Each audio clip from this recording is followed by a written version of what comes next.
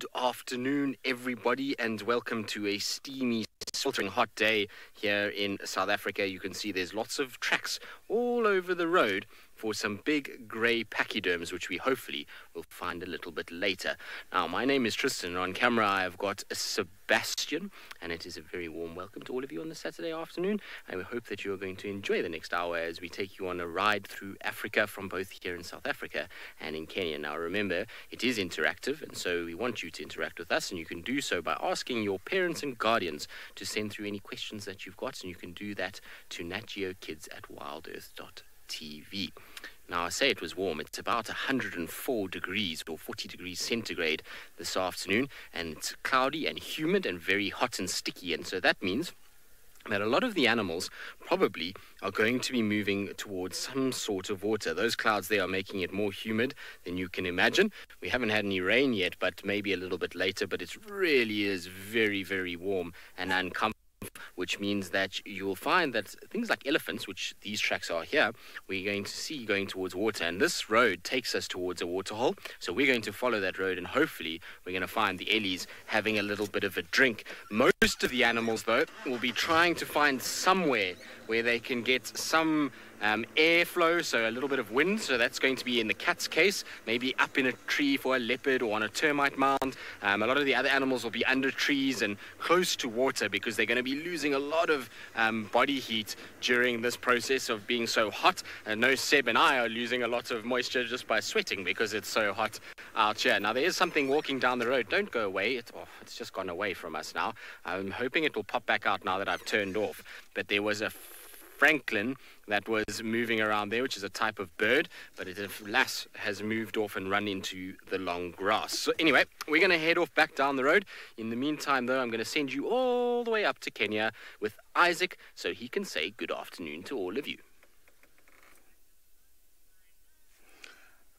Good afternoon. Welcome to the Masai Mara, the Mara Triangle. My names are Isaac. And my cameraman Achi. This afternoon, we just came across ahead of a journey of giraffes. We are live and direct from the Masai Mara. These giraffes, we saw them from a distance, way back from camp, and we decided to come down here. In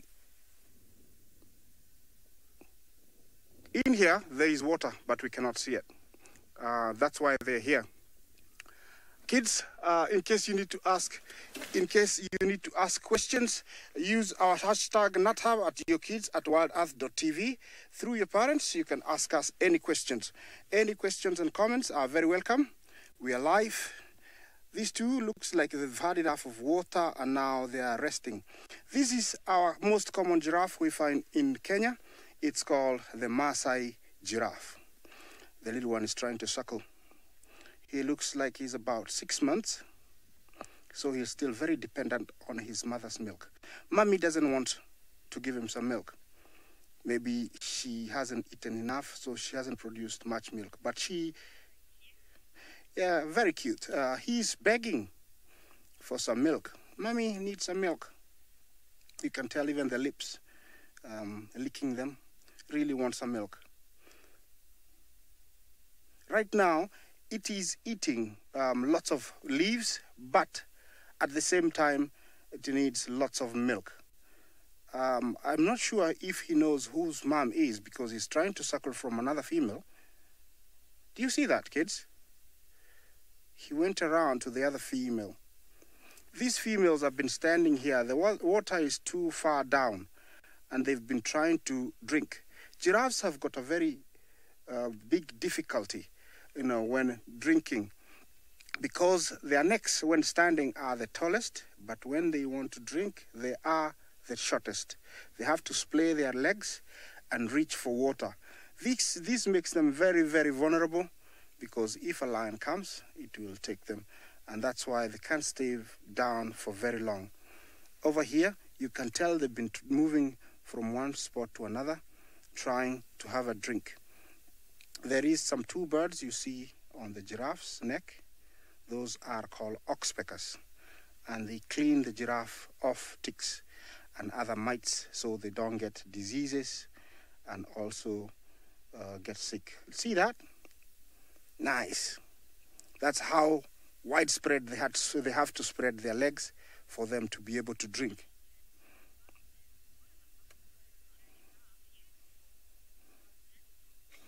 President, the ossicons, which are horns, they call them horns, but they are not true horns. They are used for fighting in males, and they are much thicker in males than in females. In fact, males have got a third one that grows in between the two and almost slightly forwards, not parallel to the two. They are used for fighting, a fight called necking, and you can't tell between a female and a male by looking at the top of the ossicons. Ossicons of a female have those hairy tufts, and ossicons of a male lack those because they wear them out when fighting, so they are left bare after some time. This one is chewing whatever she's been eating the whole morning. Giraffes browse quite a lot, and then after filling up their first stomach, they have 4 stomachs, they regurgitate it so that they can chew it properly, then take it back to the other 3 stomachs. They have 4 stomachs. They have the omasum, reticulum, and the last one is omasum, obasum, reticulum, and rumen. Okay, as we continue enjoying these elephants, we link you back to Jamie with some elephants.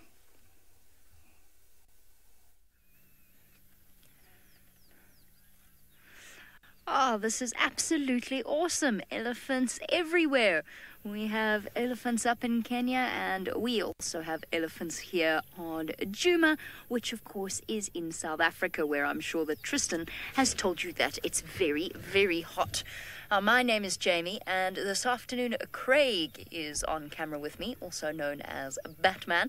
And this is actually the elephant herd that Tristan was tracking earlier. So I don't want to steal them out from under his feet, but we just happened to get lucky. We came driving along here and we bumped into them.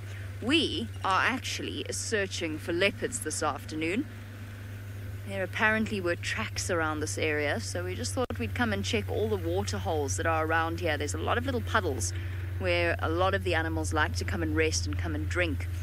After that, we will be going to look at some lions. So we've got lots of exciting things planned, not to give too much away, but for now I'm hoping that these Ellies are going to go towards the water to have a little bit of a bath, because it is, as Tristan has told you, quite warm and sweaty. Apparently it's 40 degrees centigrade, so over 100 Fahrenheit, but apparently the real feel with the humidity, so in other words how hot it actually feels, is around about 50 degrees centigrade. That is, of course, according to the weather apps. Oh, look at this little one. I'm feeling very guilty. I know that this was exactly what Tristan was after, so if he wants to come along and join us, he is more than welcome to.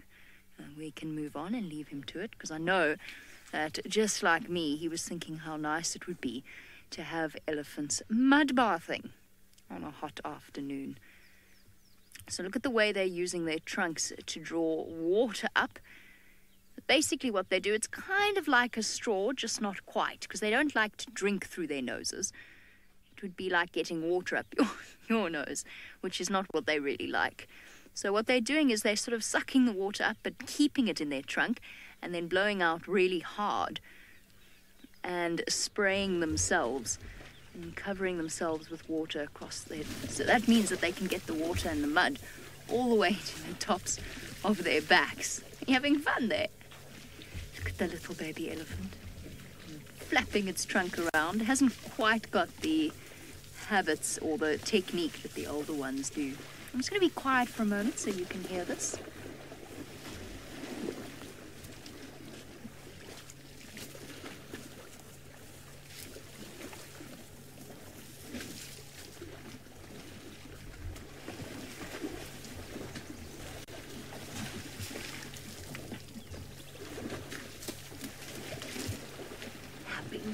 best time. Can you hear them splashing? One giant elephant pool party. Absolutely awesome. Now, elephants love water. They really, really love water, and they can swim surprisingly well for something that big. So even the little ones are capable of swimming from a very young age, and they often do it in summer when they can. When there's a nice big body of water, a big lake, or a big dam that we call it, big water hole. And what they do is they go all the way in, and they use their trunk to breathe, so they can go right under the water, and you can see just the trunk of the elephant sticking out. They love swimming. This little teenager, little gangly baby, not teenager but baby, but it's quite long. It's a very long-legged elephant. This is so cute. What are you doing? You have definitely not got this technique down. Trying to get underneath its chin. There's water going everywhere but where the elephant wants it to go. Oh, now you're going to drink some. Now that's not going to be nice, because now you've made it all muddy and sandy. That one over there is using its foot. Much more sophisticated technique, but of course it helps when your feet are double that size. Hey, ladies. If you listen really carefully, you can hear them giving off a very deep rumble. That's the way that elephants talk to each other. So they communicate with those low rumbles. They can make a lot of different sounds. They can make a trumpeting sound, and they can make a sort of a squealing, screaming sound. But those low rumbles are the main forms of communication between the herd members. So the herds are led by the big females, the larger, older females, and they tell all the rest of the elephants where to go. Hello. Hello. Come and say hello. Oh, this little baby elephant, oh, it lost its nerve. Just sneaking up on the side of us with its ears out and its trunk up. It was coming to investigate what we were doing, but now it's gone back and run around towards the pool. I can't remember what I was talking about. Talking. Females telling the elephants where to go. That's right. So they will rumble like that, and it's usually a sign for all the elephants to regroup, or perhaps to say move out of the way, like for this big female who's come down to the largest of the puddles to come and have a drink. I think she's going to find herself quite upset, though, because the other elephants that have been swimming in it have made it all muddy and dirty, so it's not going to be very nice for her to drink. And elephants are quite fussy when it comes to water. They actually prefer to drink nice, clean water.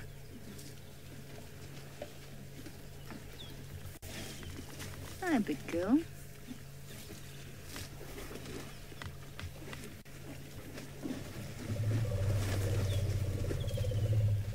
Awesome.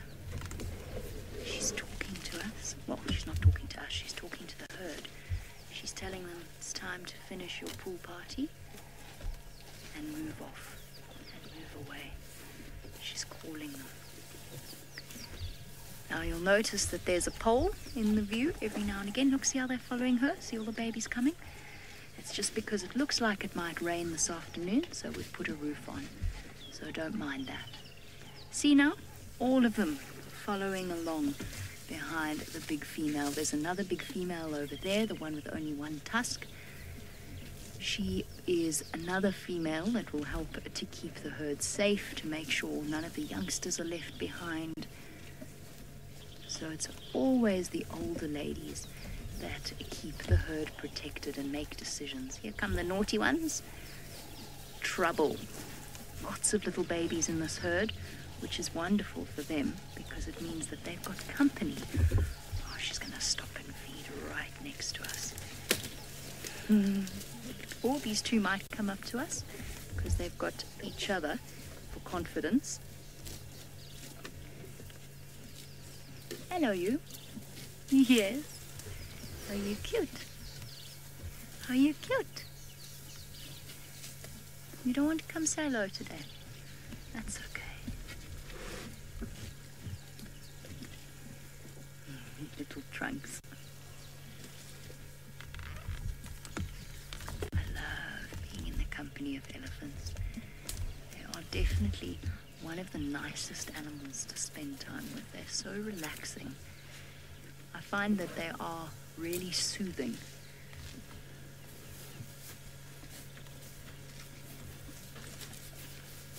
Alrighty. Lots and lots of big animals out today. I know Tristan was looking for these elephants and we beat him to it accidentally, but he's managed to find something else not quite as large, but nearly. There are lots and lots of big animals. Unfortunately, our buffalo are about to disappear in a thicket, and we're not going to be able to follow them too much. You can see that one is limping quite badly, and it's got lots and lots of scratches all over its back and its bum, and those would have been from lions. So that's where lions have tried to catch this buffalo in the last few weeks and have hurt it. And so it's going to be very, very vulnerable now, and that's going to make lions, if they come across this buffalo, will try and go after it once again. Oh, it's going to go to the toilet. Oopsie. So sometimes they do go to the toilet. Buffalo defecate a lot because they'll eat a lot as well, and being big animals, they go to often. And you'll find this time of the year, their dung is quite loose. It's unfortunately from all the moisture from the grass. You'll get a lot of kind of loose dung that comes up. But you can see the oxpecker that is there. Now that's a type of bird called an red-billed oxpecker, and these guys are what's called a ciguinivore. Now I know that's a very difficult word to say, but ciguinivores essentially feed off blood.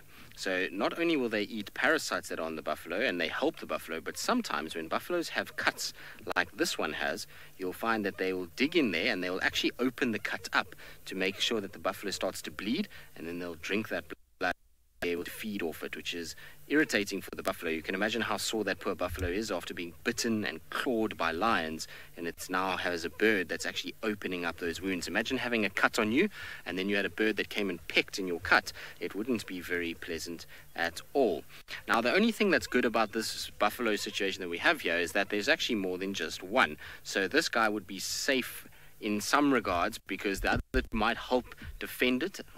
You'll find with buffalo bulls, when lions attack them, they'll often come together to try and defend each other and to try and keep the lions at bay. And if it was on its own, it would almost be probably a very good death sentence if there was a lot of lions around. I'm just going to move slightly so we can try and get a better view of them. They are going behind us now.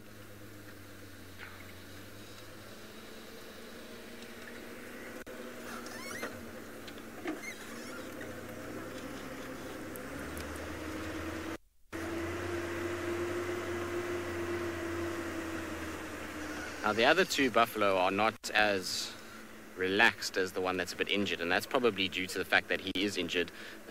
He doesn't want to move around nearly as much, but you can see the other two kind of watch us, and then they try and kind of move all the time. They're very alert, and if that one was attacked by lions and they saw it, that's why they would be alert. You see, look how it's trying to smell us.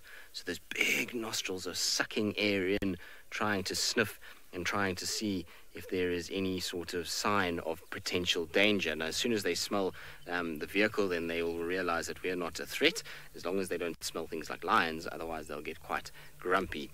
Now, that male there, you noticed he was kind of pushing his head up against a tree, and on top of his horns, you'll see that there's a little bit of color. See that there? So those reds that you see are actually from the trees itself, and they'll do this for two reasons. One is that it will keep those horns in good condition. This red substance is from a cambium layer and is full of tannins, and tannins deter insects from laying their larvae in their horns and damaging their horns. The thing that it does is that it will basically cause a sort of accentuate the size of the horn, so it'll make those horns look more impressive and bigger, so if they come across any girl buffalo, that they're able to then know exactly, well, the girl buffalo can see the horns and see, okay, these are big males and they are good males to start a family with. So that's why they will do it quite regularly, and you often see lots of red and greens in their horns. They also use the trees as a scratching post. So this one is now just probably having a really good scratch. They were wallowing in some water when we first found them, and that sometimes will happen. Once they've wallowed, they get a bit of mud on them, and then they'll actually go and scratch a little bit. Linda, you say, wow, you didn't know that? Yes, it's quite a cool little thing, and nice to kind of talk about, because often with buffalo, then we talk about how dangerous they are, and we talk about the fact that lions hunt them. But, you know, their horns are a huge part of their whole kind of attitude that they have. They are big, big animals, but they have to defend themselves. And so horns are vitally important. And if the horns are in bad condition, well, then they're going to have a problem. They're not going to be able to defend themselves nicely, and they're going to be attacked far more than by things like lions. And so they need to have those horns kept sort of in a good state, and that they're not breaking and chipping. Also, if they're going to fight with other male buffalo for a female or for a girl, then they're going to need nice horns as well. Right, now often you'll find, I said these guys were wallowing in some water, but then once they're done, they'll go off feeding. But Ellies that you saw with Jamie, who were having a good time at the waterhole, well, they do something quite special once they are finished bathing. All right, so while Tristan's buffalo wander off to go feeding, we are sitting with our herd of elephants still, and they are, now that they've finished having a swim, or at least a mud bath, they are now enjoying a sand bath. So this is very typical behavior of elephants at this time of day, in this time of year. So once they have coated themselves with water, then they go and throw dry sand across their backs. Now, there's a couple of different reasons why they do that. One is to protect their skin from the harshness of the sun, but already their skin is pretty tough. It also helps to get rid of insects, so something that perhaps might be bothering them, like a tick. Okay, a tick was not a good example because it's not an insect, but anything that might be crawling around on their skin, causing itchiness and discomfort, the sand acts as a way of sort of scratching it. It also seeps into the cracks or the wrinkles of their skin so that it stays damp for longer and then dries out slowly, which helps to cool them down even after they've walked away from the water. And I think they do it personally just because it feels nice. I think it's just something that they really enjoy. I think it's the equivalent of, after a long day, coming home and perhaps there's a scratch on your back, or perhaps uncomfortable shoes. Maybe if you've been walking around in shoes that don't really fit or aren't very comfortable, it's like taking them off. Okay, so we've done large elephants. Now let's go across to very tall animals in the Mara with Isaac, where one is just learning about growing up. Well, this is the same guy we saw earlier trying to find the mother, and he's finally had a drink. That is the mother, and he might drink again. Mom doesn't want him to drink anymore. He looks very big, but to a giraffe, that's how big they can look. He's only about 6 months old, so he's very dependent on his mother's milk. I think he should try a different angle because it's too difficult at that angle, and Mommy doesn't want him to drink for some reason. Maybe he's taken all the milk. By the looks, when we saw all of them together, which we are going to show you shortly, it looked like this was a nursery. There were about 4 young ones, and female giraffes do form what we call a crèche, or in another name, a nursery, where they give birth almost at the same time, and so they can take care of each other's young.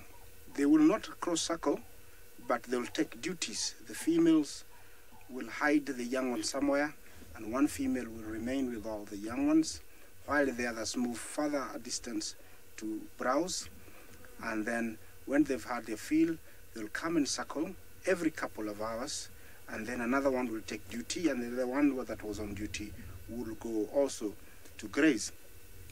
And after grazing, they will try and find water, Remember, they don't need to drink every day. Giraffes can go up to 2 weeks without drinking. They get a lot of their water from the leaves they eat.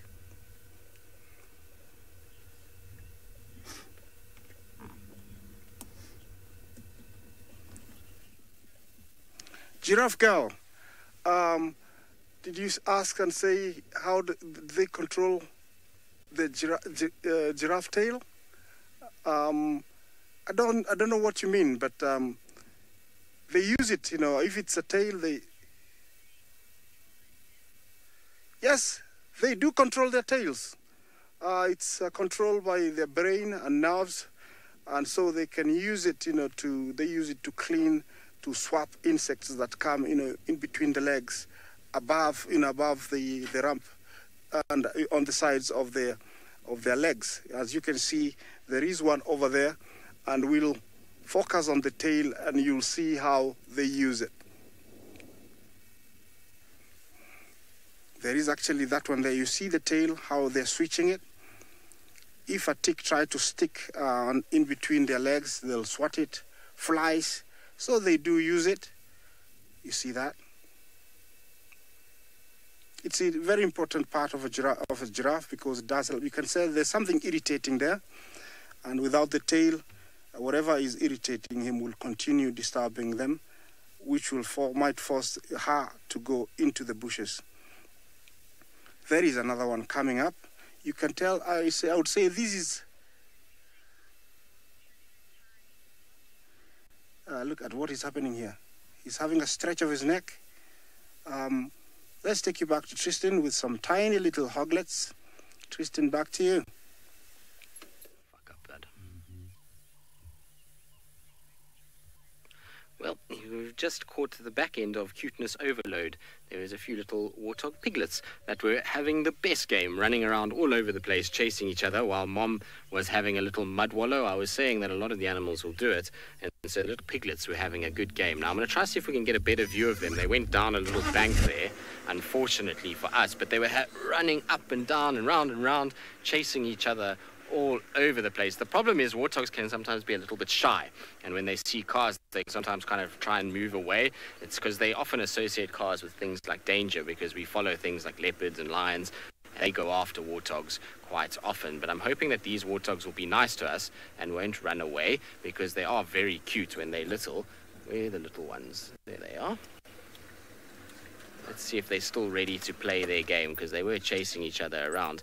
Now, it's two different moms that we've got here, so they've all got piglets of their own, but unfortunately, there they go. They're running away, so tails up in the air as they run off after Mom to make sure that they stay nice and safe. And the reason why they'll put their tail in the air like that is so that the little babies can follow them as they run, and then the babies just copy the mothers, and so that's why you see that kind of same motion.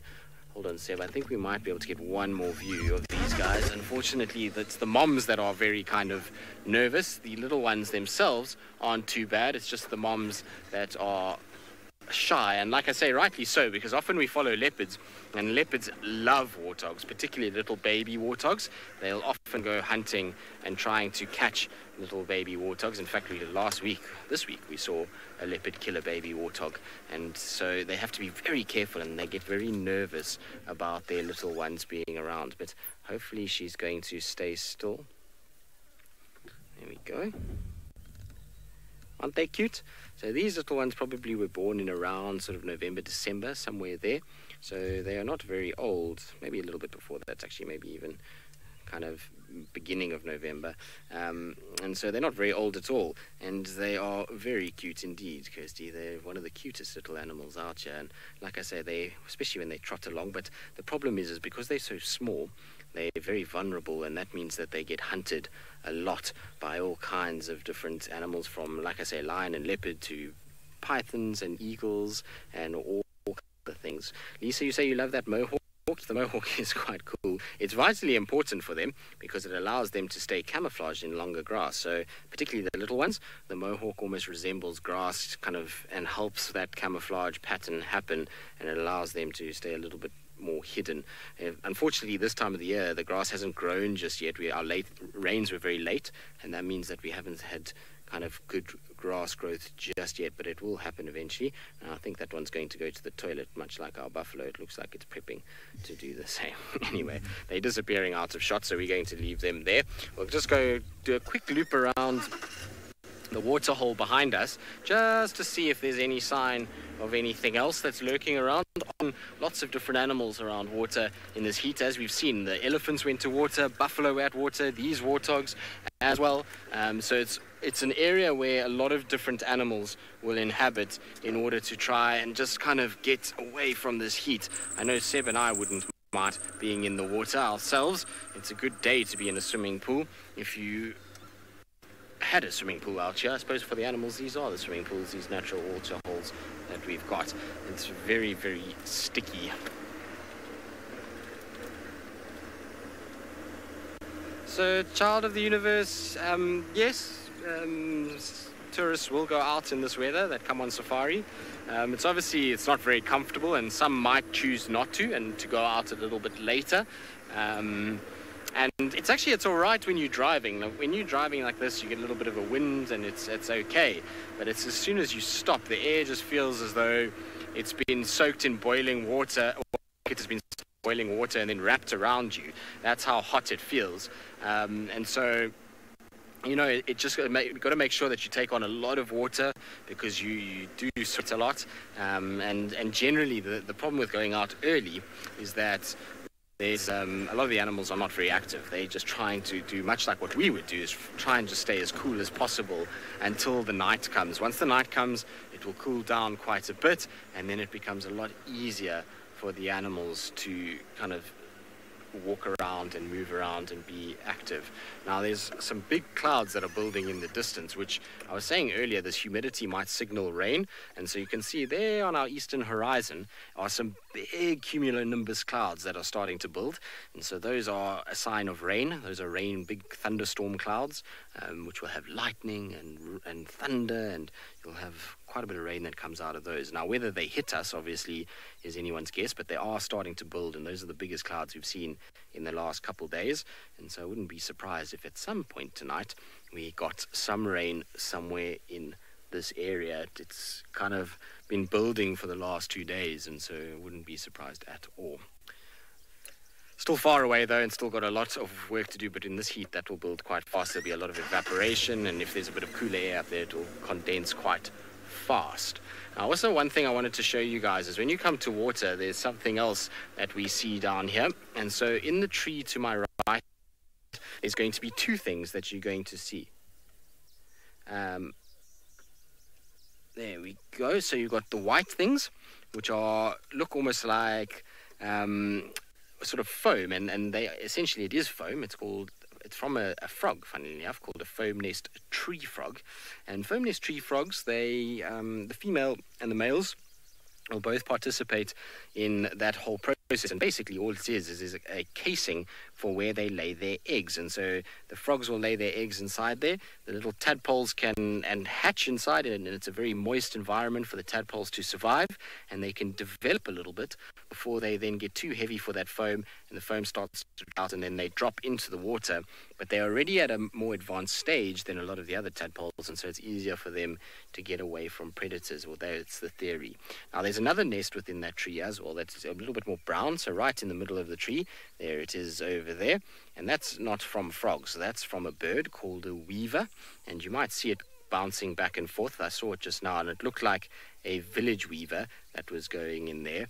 And the village weavers will build nests very often over water. They like to nest over water, so very common to see that. And the theory behind nesting in a tree that's surrounded by water is that it's much harder for certain predators to get there. So it kind of tries to keep their nest a little bit safer. The problem is things like snakes and lizards can often swim, and they'll try and go towards those weaver nests and actually get in there. But I don't know where the weaver went. It was sitting there, and it's now flown away, unfortunately. Such a beautiful afternoon. Other than the heat, it's a very, very pretty afternoon. Something moving around in the water. I just want to see if I can see what it is.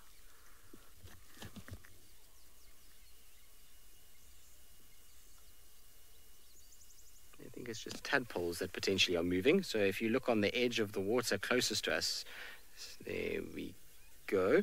You see lots of little ripples, and those could be little tadpoles on the surface of the water that are making all those ripples. When there's lots and lots of tadpoles together, you'll often see that kind of movement on the surface of water. Good, we're going to carry on. We're going to see what else we can find. We might go check a couple of other water holes. In the meantime, though, we're going to send you to go and have a look at some more big grey elephants. Hello everybody and welcome to this end of the Masai Mara. We're a lot further south than Isaac is, and we're sitting with a beautiful herd of elephants grazing in the plains. Look how much space there is there. Isn't that wonderful? My name is James Henry. It's lovely to have you with us for this Nat Geo Kids show. We will enjoy these elephants for a little while, and then we'll probably head down south to see if we can catch up with the sausage tree pride, very famous pride of lions.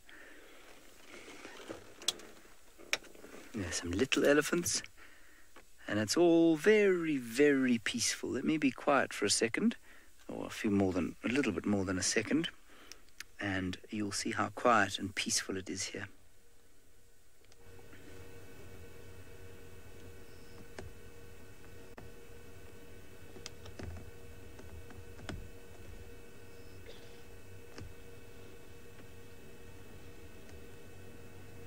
Isn't that lovely? All you can hear is the woodland rustling in the grass. You can just see those elephants flapping their ears gently. Such a lovely indication, I suppose, of the warmth of the day. They use those ears to cool down. Ooh, and one of them is talking to the others. Let's quickly go across there. Very upset elephant there. Now she's upset because a car full of people has just driven past.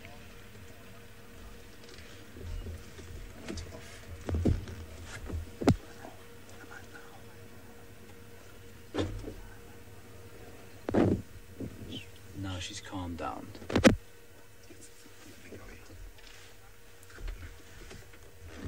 I think there's a problem with my audio. Kirst, are you still hearing me?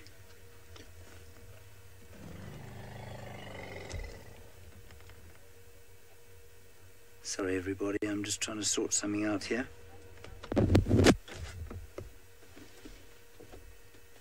Okay. Righty. So, they're going to move down away from the sound of those people in the cars. Sometimes they don't mind cars, sometimes they do. And often they don't like the sound of people's voices. So that's a youngish cow. I would say she's about 25 years old. And she's obviously quite a nervous character. All elephants, just like all humans, will have slightly different characters from each other. And so while some will be not nervous, they'll be very confident around vehicles and people, some will be very nervous. And then there's a much larger one coming the other side of the road there.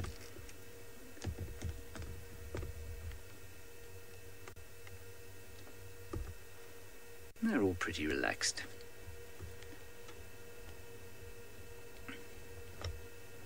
Eating grass, and they'll also be eating seedlings of trees such as the caper bush that grows in amongst the grass here. Very nutritious, quite thorny, not very nice for us to pick. But they'll be eating those too. And in fact, much of the grassland that you can see there is free of trees because of the elephants. There are lots and lots of elephants in this area.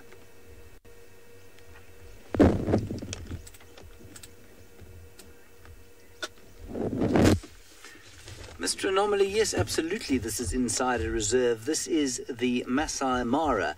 We're in a section of the Masai Mara known as the Mara Triangle. Across the Mara River, we've got the Masai Mara National Reserve, and then down to the south of us, we have the Serengeti, and it's all part of one giant ecosystem of about 20,000 square kilometers or so, which is about 2 million hectares, which, if you multiply it by 2.5, gets you to roughly 5 million acres. That's the size of the area we're in. But even that area itself is not bounded by fences, which means that although it's officially that size, it's actually a lot larger, or the space for that the animals are able to roam is a lot larger than that. So this reserve straddles an international boundary between Kenya and Tanzania. The Mara is in Kenya and the Serengeti is in Tanzania.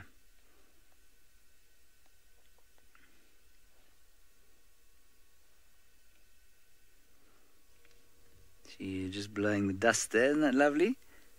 I know that you saw an elephant blowing dust and throwing dust on herself in South Africa a little bit earlier. They're not doing it so much here because it's much cooler. The temperature's probably only at the moment about 82 degrees Fahrenheit, maybe even a little bit less. You see beautiful colours there. All the time these elephants talking to each other. We can't hear it most of the time. It's much, the frequency is too low for us to hear. That doesn't mean it's too soft in terms of loudness. It means that the tone of their voice boxes is too low for us to hear. So if you think about a piano, for example, and you go to the very bottom note, you can still hear that note. You can't sing it. It's much too low for you to sing. But imagine adding another piano onto that one on the left-hand side and then playing the bottom note there. You wouldn't be able to hear it. It would just be too low. That's called infrasound, is the sound that they use to communicate. All right, we're going to carry on now. We're going to find those lions, the sausage tree pride, very famous pride of lions. It's not good.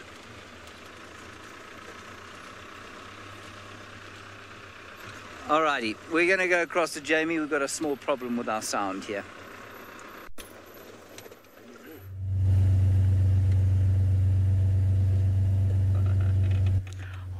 We're just about to get to these lions. Give me 1 second and I will just show them to you.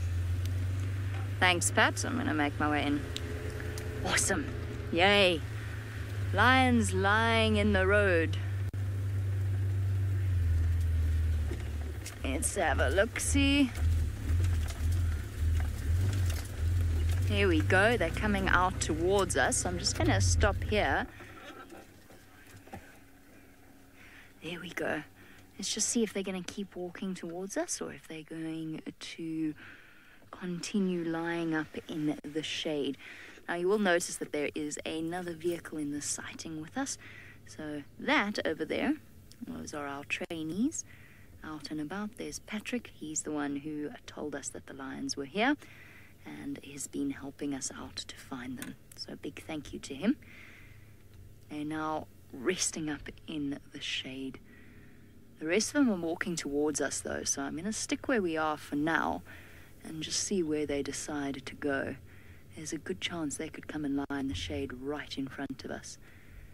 So this particular pride is known as the Nkuhuma pride, which is a local word for a type of tree known as an ivory tree. So they're called the Nkuhuma pride apparently because they were often seen lying in the shade of this particular type of tree. Are you coming this way, guys, or not? Now it consists, in theory, of 10 lionesses and 1 young male, and 5 of those females are quite young still. But I say in theory because there's been strange things happening with this particular pride of lions. Now remember, keep sending through your questions at natgeokids@wildearth.tv. We'd love to hear from you. Okay, let's move forward because it looks like they've stopped for now. So let me go a little bit closer. We'll edge up. I think they're going to go lie. They're very, very hungry. You can see some empty bellies.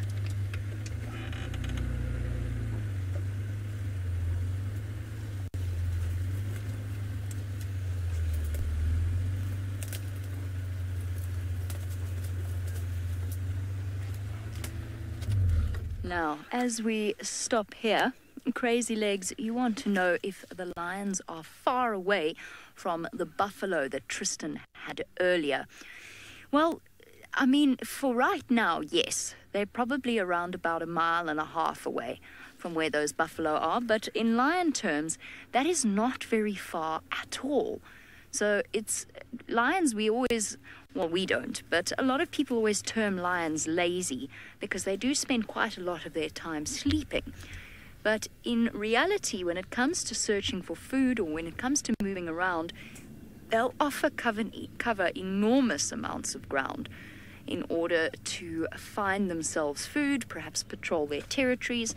So it's not far at all for these lions. I've followed lions that have covered maybe 20-odd kilometers at a time, possibly even 20 miles at a time, when they're on the search for something. So it's not far at all for them, and it could be exactly what they need. It's a lot of lions here, very much in need of a very big meal to keep them all fed.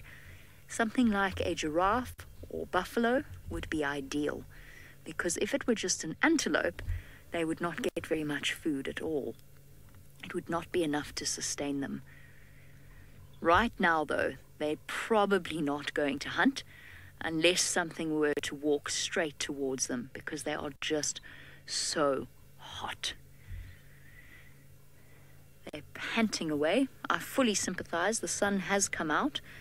We thought there was going to be rain earlier, but it's blown away, and we now have brighter, burning sunshine. And for them, they of course can't sweat. So panting like that is a way of cooling down. Giraffe girl, you want to know how many of the Nkuhumas are here? Well, I can only see 1, 2, 3, 4, 5, 6 lions at the moment, but apparently there are more lying off in the shade in the bush.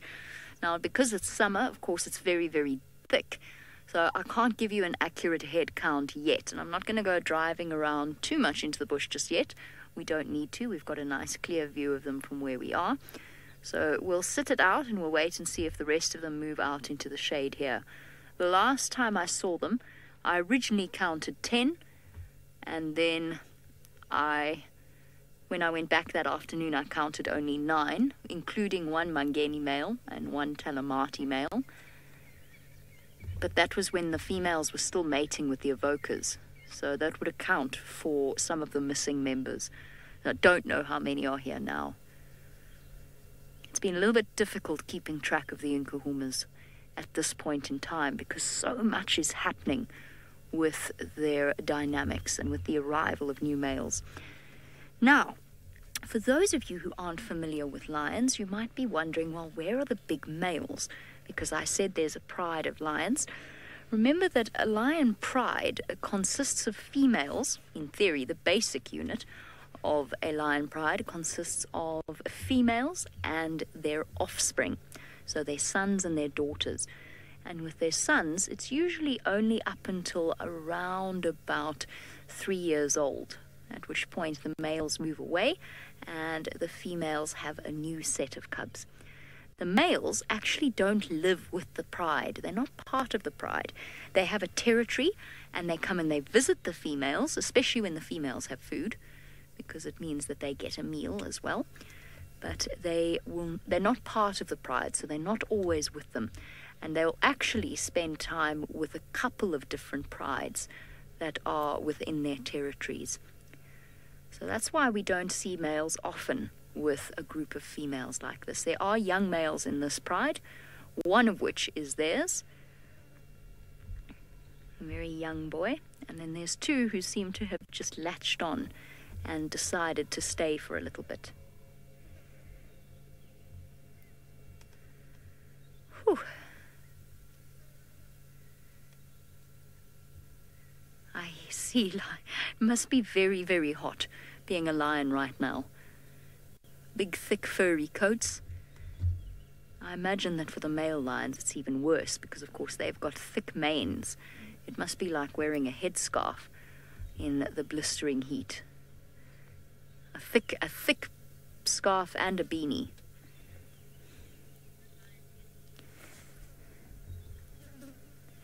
Now, Lily, you want to know if lions can get heat stroke like people. Yes, potentially, not from just sitting lying down like this, but if they were to chase something now, they would need to stop and rest very quickly because it is so hot. And lions are not, they're mammals, so they can control their body temperatures. Oh, they're going to walk right past us. How nice. Or are you? They can control their body temperatures, but they are not very good at cooling down. So they cannot really, they struggle if their body temperature goes up higher than about 1 degree Celsius. They are going to walk right past us. Hello, hungry ladies. It's always an awesome, awesome feeling when they do this. Sure. There's a female with quite a bad injury on her hip. It's looking much better now. Isn't that awesome? See how comfortable they feel with us, that they are happy to stop right next to us, walk right past us, and then stop behind us. That's what makes doing this job so special, is the fact that these cats are comfortable enough with us to do this. Oh, there's a nice breeze. Now, for these cats to be moving in these sorts of temperatures means they're either very thirsty or they're also very, and I can see they're very, very hungry. So I can judge that just by looking at the prominence of their hip bones and the emptiness of their stomachs. There's some of the older females gathering together, the more experienced females. They're the ones who've made this decision to start moving. There's the Mangeni male. I had a feeling he was here, looking so much better. He's been very, very ill. He now looks almost like a lion again. Here's the young male coming past us.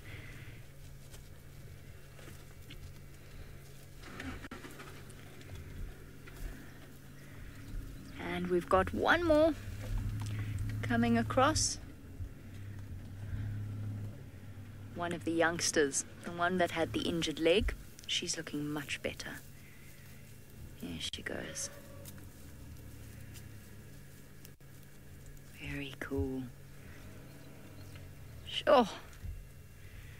For them to be moving right now, they are very, very interested in finding something to eat. Okay.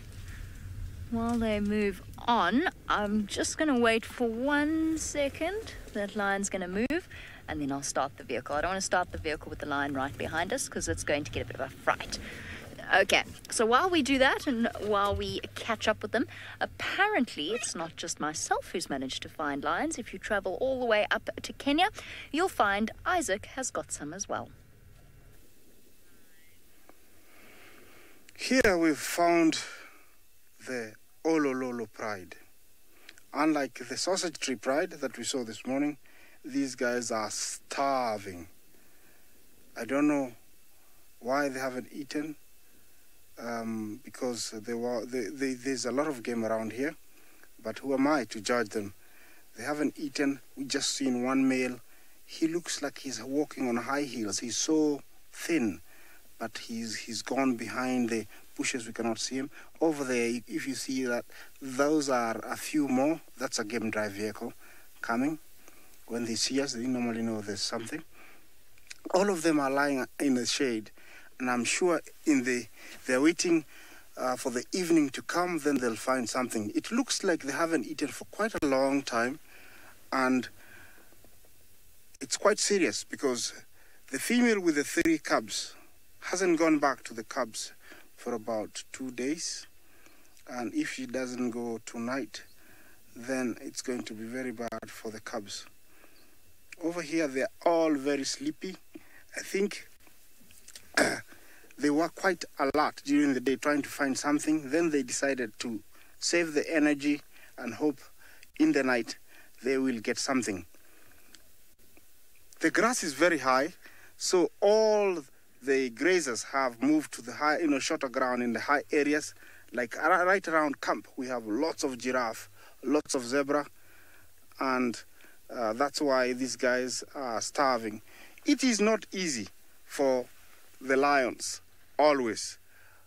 as everybody perceives, it is very hard. And in this case, you can tell these guys they haven't eaten for at least 7 or 8 days. If they go for another 2 days, it could be serious consequences for the younger ones, because wherever they go, if it's too small, then the older ones will have to dominate it and take over, because they will want to continue living. So right now, it's quite serious situation. I'm hoping, they will, get up and go start looking for something. You look at this female, you can tell her, tummy is she hasn't eaten at all. Usually, when they have eaten, you tell that, they are panting more, and also they will be hiding. You can tell this female, she hasn't eaten at all. It's rather not one of those sights that you'll want to see always. Hello. Checking who's around.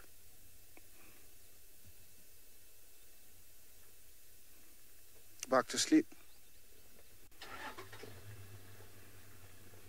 It is not easy, and also it is not very good.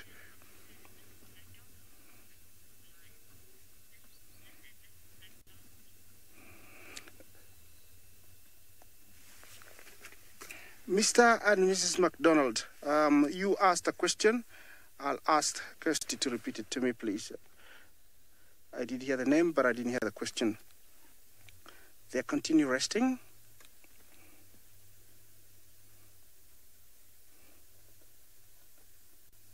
They rest for up to 16, 18 hours a day.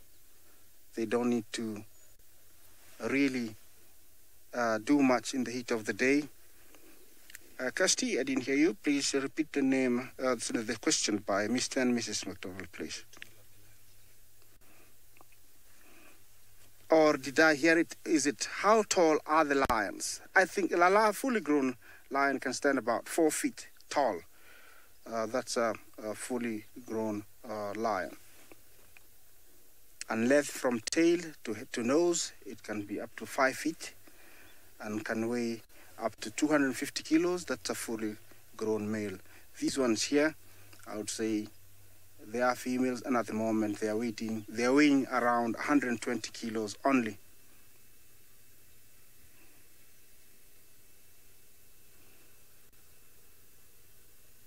Behind there, you can see the forest. That is the Mara River.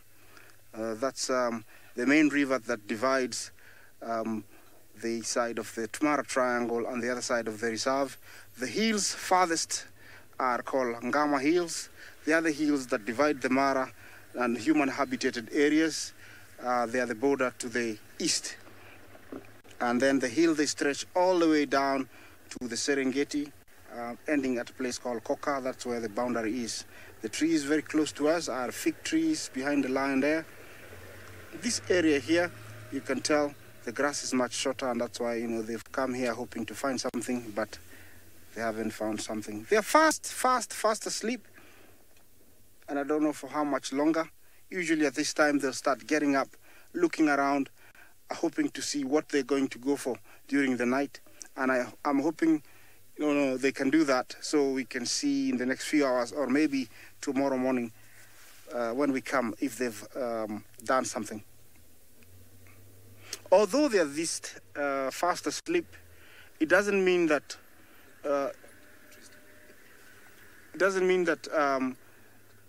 they won't do anything. They can move from 0 to 60 in 3 seconds.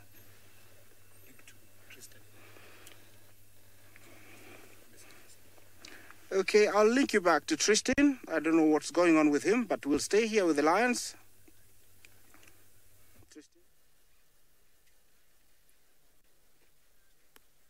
Well, as you can see, we have managed to find a last-minute leopard for our kids' safari this afternoon. They're sitting in the thicket and the shade is little Hosanna, and he is struggling with heat at the moment. He is really trying to find some semblance of shade and is breathing very, very, very quickly, and that panting is just purely to try and cool his body down as much as possible. The good news is a bit of a wind wound has come out. Right, but unfortunately it is that time though that we need to start saying goodbye. It was a brief, quick view of our male leopard who is hidden in the shade. But from all of us, I hope you enjoyed your safari this afternoon, and we'll see you all next Saturday at the same time for another safari.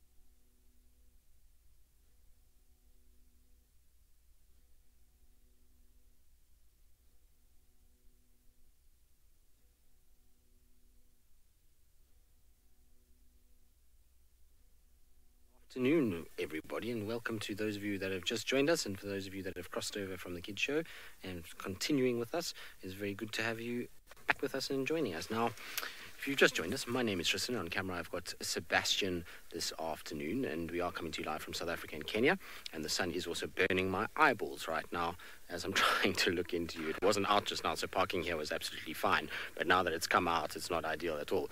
But remember, we are coming to you live, which means that we want you to interact with us. Hashtag SafariLive on Twitter, at FC YouTube chat. Keep it relevant to what you're seeing on the screen, and we'll try and answer as many as possible. Now, we're lucky we've managed to come across Hosana, who's really is hidden inside a thicket and is really having a bit of a nap. But there is some cause for a little bit of, I don't want to say concern, but there's signs here that I think Hosana has had a bit of a tough time the last few days. He's got a big gash on his left leg. He's walking fine, and he's absolutely not hobbling or anything like that. But it looks like a gash on his left leg. Now, it worries me because that could potentially be a altercation with another animal, which obviously makes, bless you by the way, Seb, which makes it mean that his time with us could be less and less and less if it is with a male leopard. It could also obviously be from something like a warthog. If he went after a piglet, maybe a mother got him out. It just didn't get a view of it long enough to confirm what's going on. I will tell you one thing though, his face is absolutely fine. And his front legs are fine, which then tends to suggest that maybe he got hit by a prey animal, but there's a nice little gash on his left leg at the moment that looks a bit raw. Seb actually spotted it before I did, and then he went into this thicket, and we can't really see anything. But the way he's walking is absolutely fine. He's not hobbling or anything like that. The reason why I say it's concerning is not because of the actual flesh wound that he's got. It's more where he got it from, because like I say, if it is a territorial thing, that's going to be not good news for us and Hosana actually staying in this area. Or it could be good news. Maybe he saw off whoever it was, and that's why he's still around. He is far north, though. He's right on the Buffelshoek boundary moment. He actually came out of Buffelshoek and is moving towards us. You can see that's the road there. That's the cut line between Buffelshoek and Djuma. So he's actually come out of there and onto our side. So, you know, it's going to be interesting to kind of see. There to your left, to your left, there we go. It's going to be interesting to see kind of what took place. So it'll be better once he stands again and we actually get to see his kind of hip and what happens and see this sort of type of wound. I wouldn't be surprised, though, if it is a warthog. At this time of the year, there's a lot of piglets, and the leopards go after them, and they do get gashed up a little bit by those warthogs, particularly the mothers. And, you know, Hosana is not hugely experienced with warthogs. I mean, we've never really seen him targeting them often, and so maybe he tried his luck, and a little warthog female got hold of his leg and gave him a little gash. But it looks like just a little flesh wound. Like I say, he's not hobbling. He doesn't look sore in any way.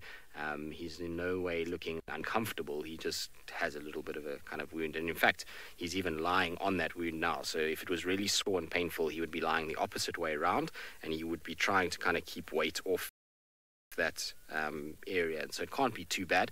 It might just be, like I say, a little kind of flesh that just nicked his skin more than anything else and actually hasn't done too much damage. But I want to have a really good look at it, because obviously it's always worry when you see leopards that have wounds on them, because especially young males, territorial disputes are going to be something that is going to take place, and particularly at his age, he's going to have to start really thinking about kind of how he's going to go positioning himself as a dominant male. Anyway, we're not the only one with a cat this afternoon. Jamie is with the Nkuhuma Pride, and I'm sure they're doing much like what Hassan is and just trying to stay cool on a very hot afternoon. Trist is not the only one with a cat, but he might be very shortly on Djuma, as our lions have made their way onto Triple M, which is a road that runs along the western edge of Djuma and divides the properties between Djuma and, on this particular spot, Arathusa. So the lions are sitting right in the middle of the road. Okay, copy. Make your way. Okay, cool. Thanks. Thanks very much, guys. We're just managing the logistics of a sighting on a boundary. So we're just sorting that out between vehicles.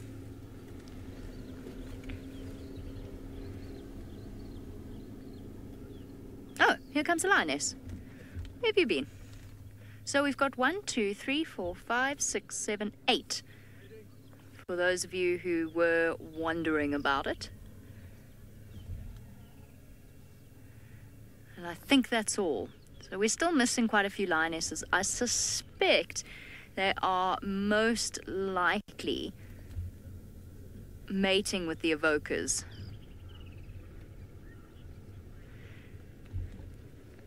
Amy, yes, to a point, lion urine smells a little bit like house cat urine. One of the other guides is so excited that to see lions. He just made such an entry. I'm sorry, Amy. I got completely distracted. I don't think I've seen someone that excited. All right, what are we talking about? Lion urine. Yeah, a source of great humor. It does sort of smell a little bit like cat urine. It's not quite, I find, as pungent, but it does have a certain feline-esque scent to it. It unfortunately does not smell nearly as nice as leopard urine, which of course carries the scent of buttered popcorn. I'm really glad we put the roof on, given that, you know, it's not rained in the slightest. Alrighty.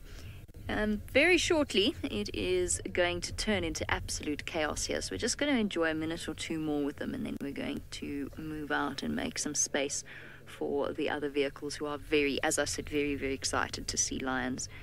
It's been a period of much transition within the lion prides, and some of the lodges have struggled a little bit over the past few days to show their guests lions, which is obviously something that they really want to do for people who've traveled all the way here.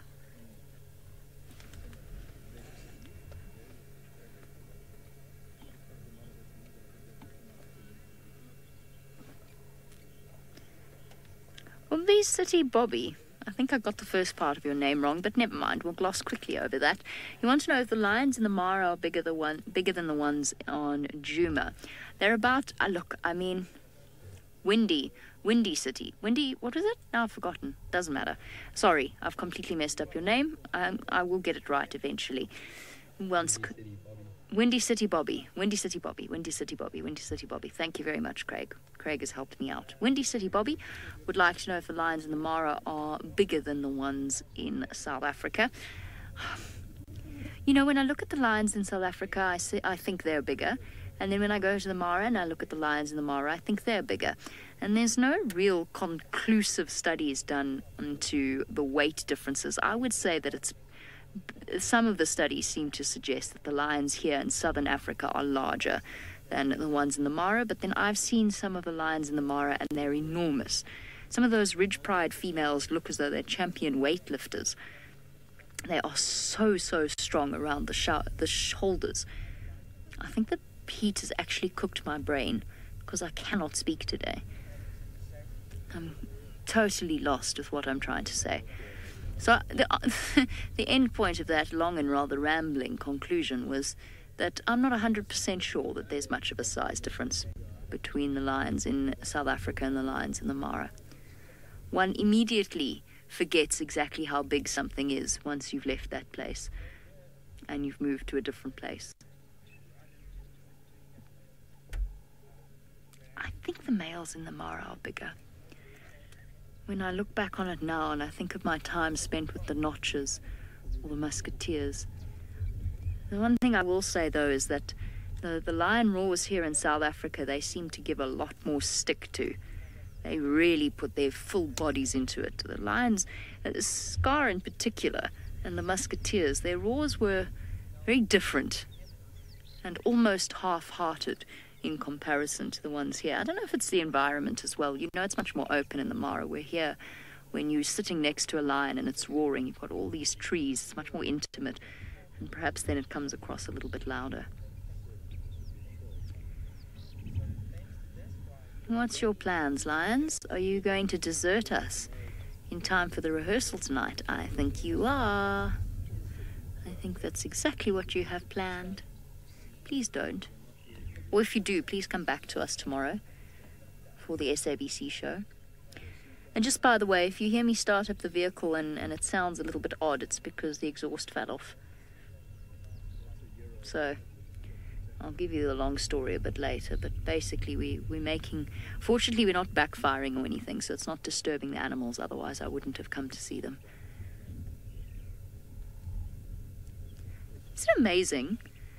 I mean, I'm just looking at the lion across to the left of this female cleaning her leg. Isn't it amazing how much closer this Mangeni male's allowed to sit now? There's a massive change over the course of the last few weeks. Oh, they still growl at him a little bit. But really, I noticed this the last time we saw them close to Sandy Patch. He is allowed a lot more leeway these days. And they give him a little bit of a snarl and a little bit of a growl, but ultimately, they don't really react in the way that they used to. He looks so much better. He really does.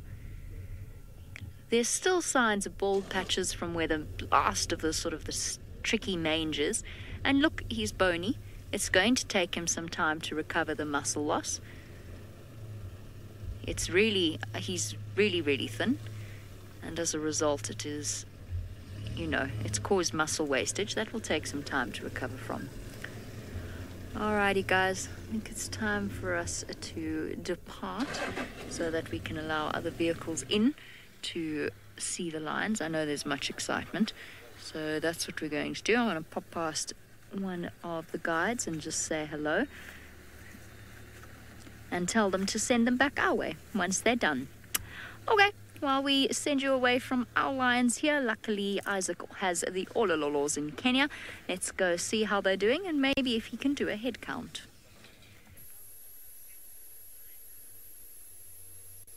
Yeah, we're still here.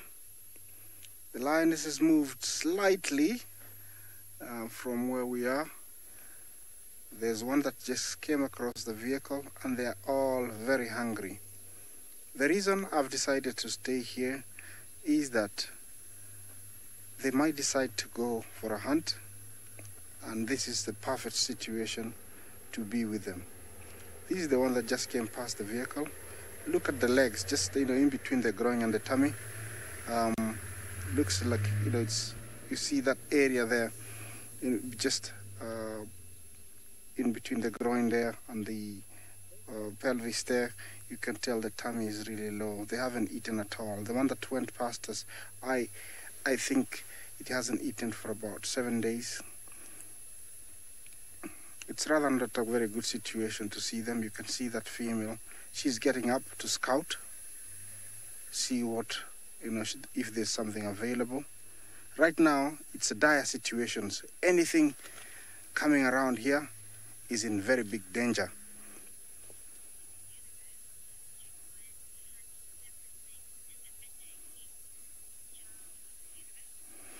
Child of the universe, do lions hunt in the midday heat? If situation forced them, like the situation right now, even if it was 2 o'clock, something passes by, they will utilize that chance and go for whatever is there. And that's why sometimes we term them as opportunists. A chance prevailing, they'll utilize it. In this situation, any time is time for hunting. That young guy there, he's looking out into the open. You can tell he's rather sad. He hasn't tasted meat and he doesn't know what the future brings. He's still quite dependent on the females. And for him, eating almost every day is the best thing that can happen to him, because he needs to be big enough, because once he's around 2.5 years old, it's time to say goodbye to the rest of the pride, because he becomes too big, almost the same size as the females, and he's eating as much as the females. He becomes too dominant to the females, and so the females gang up with the big male and chase him away, where he becomes a nomadic lion. If he's alone, if he's got a brother or a cousin, he might form a coalition. I don't know about this situation here, but he is the only one that I see that size. So I'm sure he's praying and hoping that the females will get up and go shopping as in hunting, which is rather different. I would put it, very differently, because here they have to see, stock, and then get it. Very much like, people, say that lions have got a very, good life. I don't think so. It's a really hard life, just knowing that there is food there, but you cannot get it just like that. You have to, stalk somebody, get into the right position so that you can eat. It's not an easy life. So I would say, lions have got one of the most difficult lives. There's only a time that they live a good life, and that's the age of about 7 to 10 years, where they can hunt for themselves. They can break away from pride and hunt for themselves. Otherwise, a cub like this, right now, he is facing death if he doesn't eat in the next, 3 to 4 days. And they lose their body mass very quickly, lions. I have seen a lion, change from a very healthy lion to a very scrawny, skinny lion in about 14, 15 days. And for this guy, he's headed there if he doesn't eat in the next few days. That look tells me he's not happy. Happy lions pant. They look around, they sleep flat.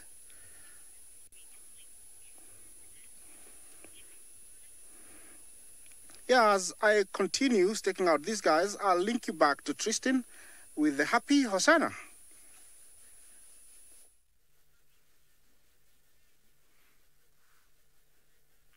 Well, Isaac, I think your lions maybe are a little bit more active than our leopard at this stage, because the most movement we've got here is grass that is just kind of moving around in the wind. Hosanna has found himself what can only be described as a serious nap spot.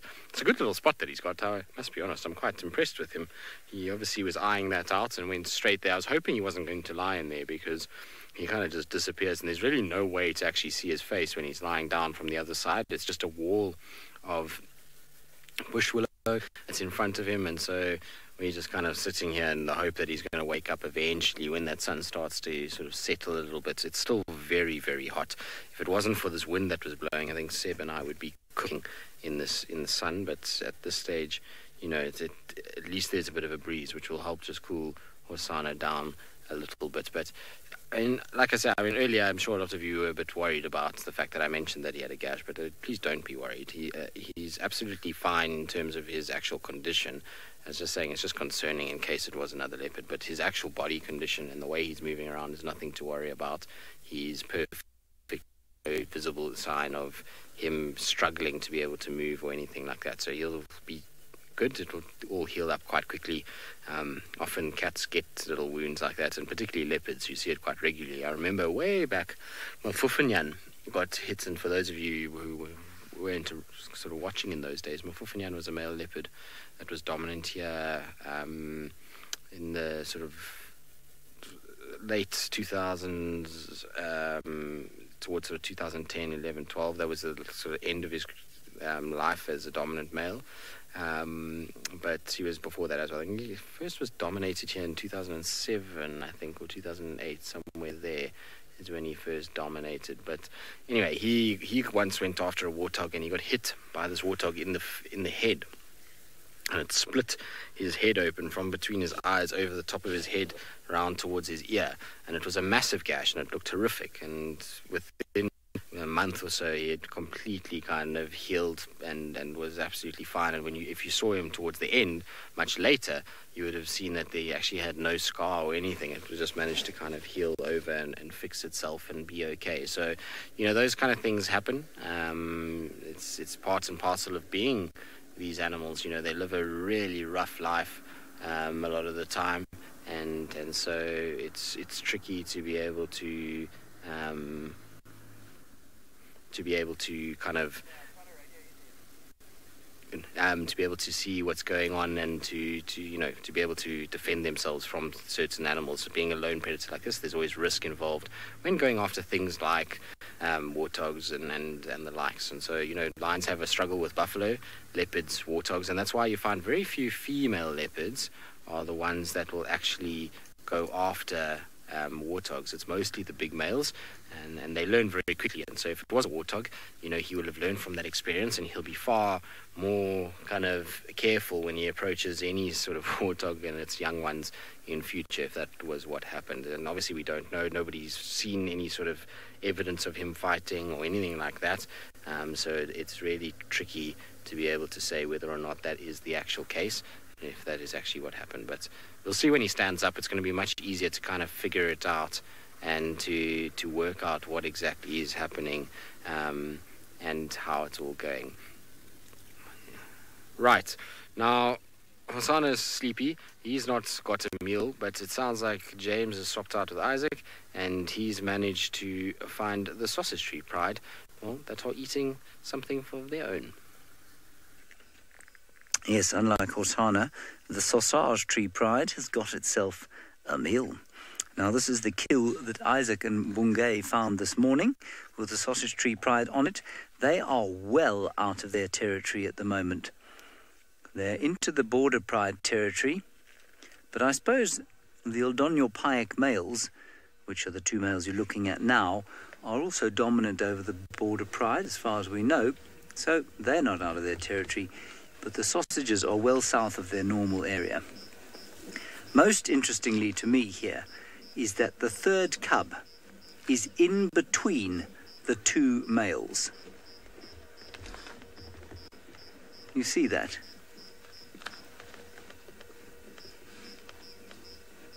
Isn't that amazing? So these two males are certainly the two most tolerant male lions I've ever seen. I've not seen that before. I'm sure it does happen, but I haven't seen this kind of tolerance before. Especially given the fact that that is quite possibly not their offspring. And that's the little one. The two bigger ones are so incredibly fat. There is one of the fat belly things coming now.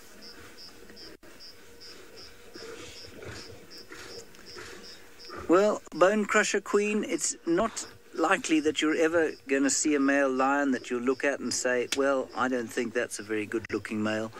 They are good-looking males. The reason they look good-looking to you, I think, is because they are big, and it's because they have got full manes. They're a good 8 years old each, I'd say, if not older. And they've got big full manes. They're in their prime. They're as big as they're going to get.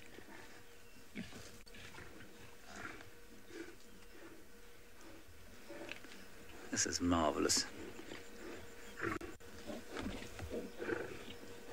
I'm not sure if they helped bring down this buffalo.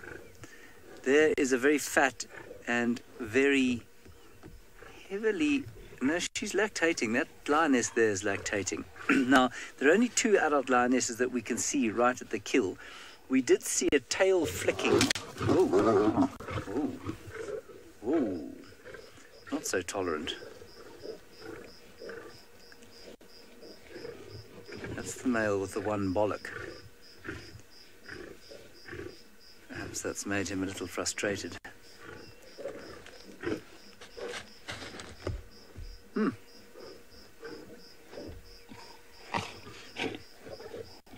Now, as I was saying,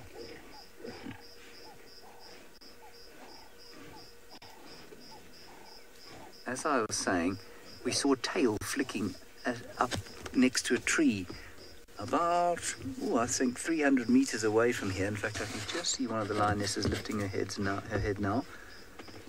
You won't be able to see it from where you are.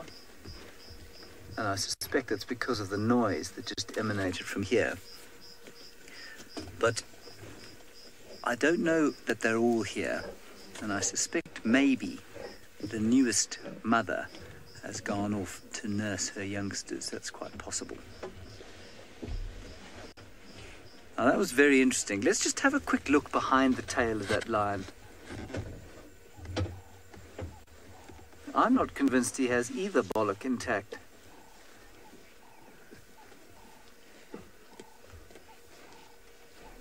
And I know that Isaac reckons that Kinky Tail was still pregnant when he last saw her.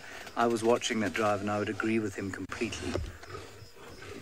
But I don't see her here.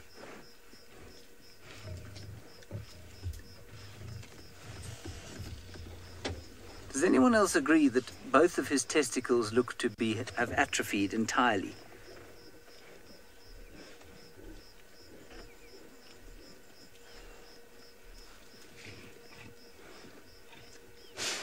I mean, I don't mean to make you look at that sort of thing for the entire afternoon, but it certainly is quite interesting.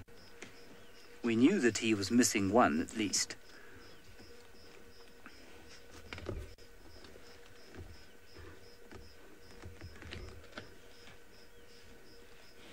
There's another little male. I think Isaac said that all three of these cubs were males. You see, now, even that chap, I mean, he's tiny, obviously, and he looks like his testicles are in better shape than the adult males. Anyway, time will tell, I suppose. Marvellous. Now, I must apologise for the length of time it took me to get down here, but I totally underestimated how far south they were. It'll be interesting to see if the border pride isn't close by. They are a very skittish bunch. We know that.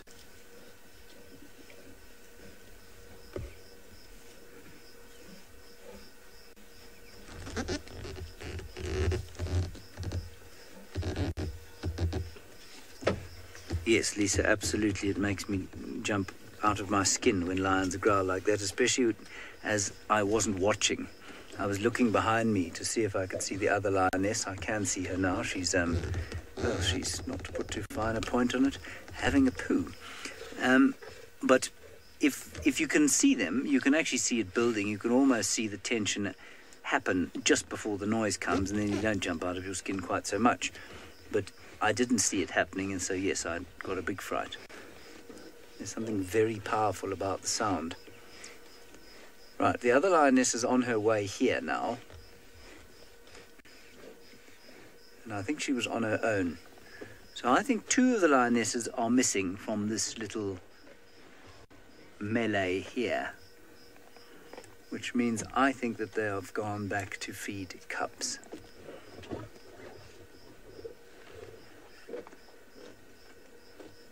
Now, although these cubs, certainly the bigger ones, are almost at weaning age, I think they're 5 months old, aren't they? They're about 5 months. And the younger one about 4 months. Weaning, you know, they'll wean between 6 and 7 months. So I think maybe their mother, or one of the mothers of these cubs, is here, and she's maybe the one that was lactating there. But I suspect quite strongly that the others have gone back to feed their babies. And wouldn't it just be special if we could follow one back to a den? No, definitely two lionesses now I can see behind us. I just can't reposition the car, everybody, so that you can see them, because there are too many rocks and sticks and things around where we are. So we're just going to keep looking here, and I'll keep you posted on other lions coming this way. There we go. Got a little bit too cheeky. Wow. All right, we're not going anywhere. Jamie Patterson is up with one of, I think, the birds that has the most detestable feeding habits. We have had to leave our lines and go search for something else. And would you look at this? We have found a predator of a different kind, and one that is not very well received by its feathered companions. This is a harrier hawk, or as I grew up calling them, a gymnogene. And it is a bird of prey that specializes in raiding the nests of other birds and tiny mammals like squirrels or bush babies. With its double-jointed legs, it is able to sort of bend its legs backwards into a hole and pluck out eggs and all sorts of things. And the reason I stopped was it was down by the water's edge at Treehouse Dam, and I thought perhaps it was after something a little different to its usual diet, but it might even have been going down for a drink. It's so hot this afternoon that I can see it's flushed pink, even though it is not stressed, it's not being mobbed at the moment, and it's panting. Most of the birds are panting today. Now, we don't really think, when we see lions, it's pretty standard to see them panting, or leopards or other cats like that, but we don't really think of birds as being able to overheat, but they can, and they do. And sometimes really hot days like this actually kill certain bird species when they get too hot, the old or the young in particular. So you can see he's got his bill open. That's because he's panting, he's trying to cool down. Oh, shame. Everything's feeling it.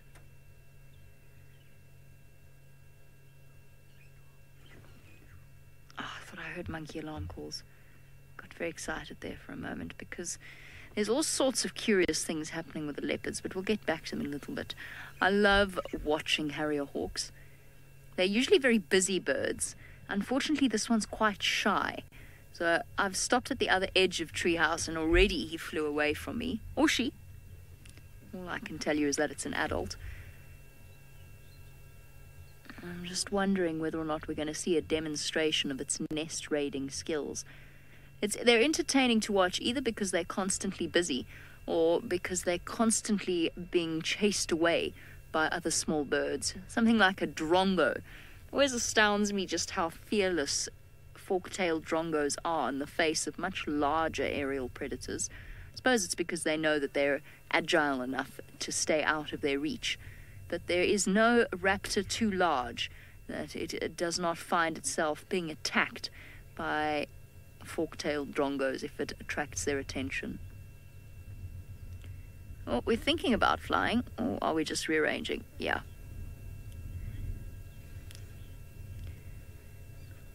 Now, Paul, while our harrier hawk decides to move further up into the branches of this knobthorn, you want to know if a bird gets hot, why don't they simply fly higher to get cool? It's a good point. I mean, you can fly up higher where the air is much cooler. I don't know the exact answer to the question. I suppose probably because most of them do some feeding on the ground or around the ground. So unless you're talking about a vulture or some of the eagles who can actually do that, I'm going to try and get a bit closer. Then it doesn't really, it doesn't really make sense for them to lose out on feeding opportunities. But then a lot of birds are not adapted to fly high at all. So a hornbill, for example, no matter, it can fly a couple of meters up in the air, of course, but you never see them flying much higher than, I would say, than even the tallest tree. They're not really built or designed for flight up that high. There's a whole load of different air currents for them to deal with. So for birds that are built for soaring or agility, something like a vulture, it would be fine. But with the different air currents up there, I reckon it would probably be almost impossible for certain bird species to go high enough to cool down. It's also always an energy equation. Do I spend that much energy to try and adjust the temperature? Okay, are you going to fly away from me? Because I'm going to have to go right past this tree and around so that we're not shooting straight into the sun. Let me try.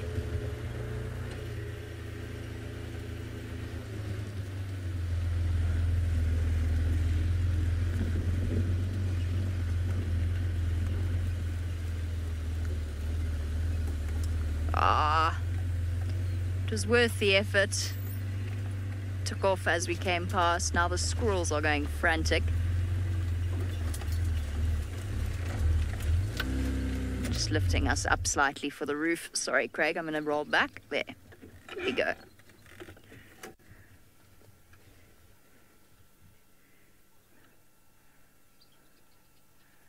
Oh, he's vanished. Ridiculous. We always look forward to summer, and I do enjoy it. But the thickness of the bush does change things from our perspective. I don't even know. I know it's in there. I can't even see it. I can just hear the squirrels alarm calling frantically.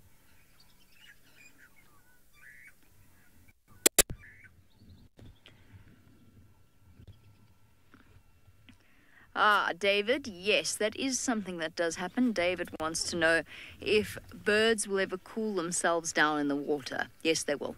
They will actually go and they'll swim in the water. Not swim, but they'll dive into the water. They might stand and have a little, with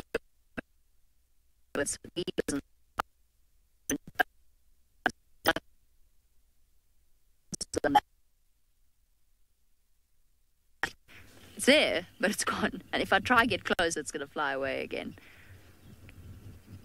Then there are, talking about birds and cooling down, it's also an issue for ground nesting birds because it gets very, very hot. I'll explain how they overcome that in a moment. We're being attacked by gremlins. Off you pop to James while we sort it out.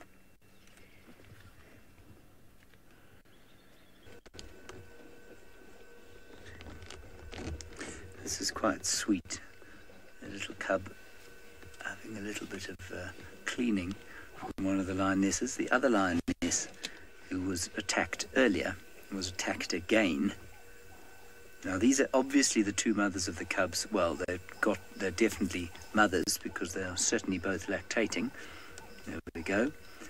And there is a little cub, or there was a little cub, it's now underneath the feet of the male, inside the carcass, in the rib cage, eating it from the inside out.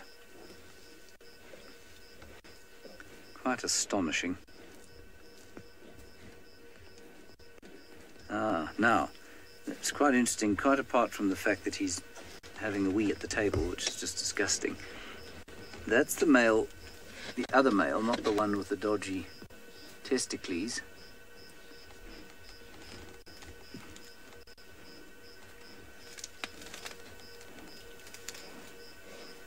I know I'm going on about this a bit, but it's quite interesting to see what's going on. Now he's standing behind a tree, naturally. They're big fellas, these. I don't think that they are bigger than the ones at Djuma.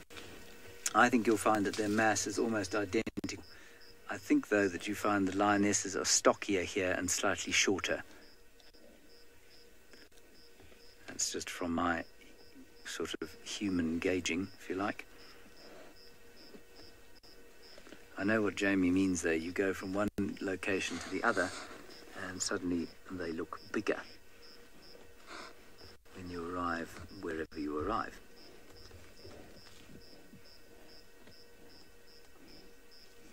Covered in flies, covered in buffalo viscera, blood, they don't care.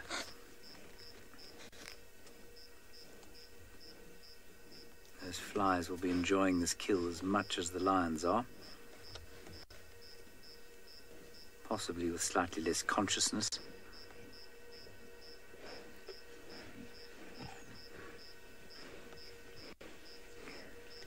You see underneath the stomach there of the male, he's obviously got nipples in the same way that, you know, human males do, but they are both covered in flies. Is that as close in as we can get there? There we are. Bizarre. I don't think I've ever seen that before, despite the number of lions I've looked at.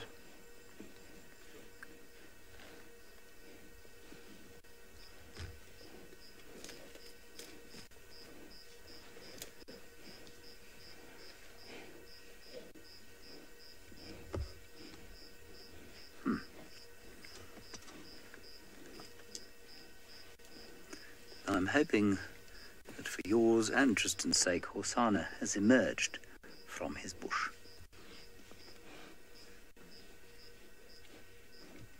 Hosanna. We have emerged, but Hosanna hasn't. He's still firmly... Oh, and that's Hosanna? What's happened, boy? Did a fly get you? There's a little shake. Anyway, there you can see him being at his dopey self with his tongue hanging out and kind of yawning. I'm hoping eventually he's going to wake up. Oh, there we go. That's good. All right, boy. Are you going to wake up and show yourself? At least there's the most movement we've seen since we've been here.